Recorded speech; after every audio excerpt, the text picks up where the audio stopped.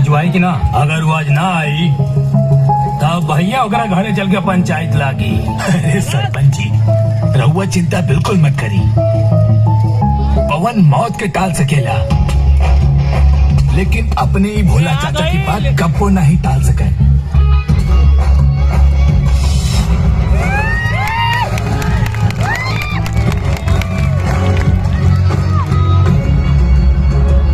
कैसन बड़ा पवन बेटा? ठीक बनी चाचा। चंचल के भाई के कत्ल ना होके के चाहत रहे। ये बात पहले ही तय भइल रहे कि अब के चुनाव में कोनो खून खराबा ना होई। आपसी दुश्मनी के हम समाप्त करब, ये बात पे हमने के समझौता भी वही रहे। चाचा, दुश्मनी निभावे के टाइम के कराबा, यहाँ तो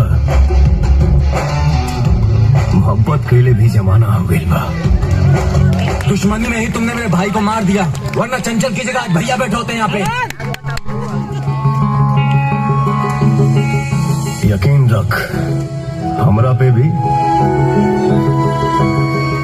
और हमरा मोहब्बत पे भी। हम ना मर लें तोरा भाई के। चेहरे पे मासूमियत और पीठ पीछे आग बरसाने में माहिर है तू।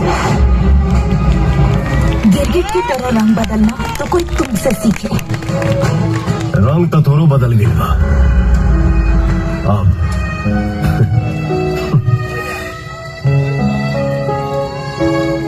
प्यार दिखाई ना दिला तोरा आँखी में।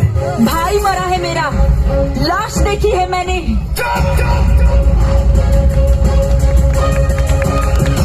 नाम पर दाग गीता के आग से कम ना होगा।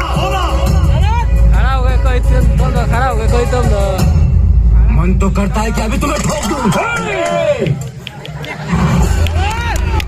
बस करो जा, यहाँ कोनो खून खराबा ना हुई।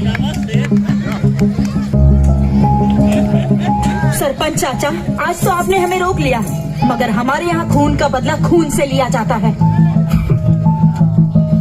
अब क्या उखाड़ लोगे तुम हमसे बगावत करके?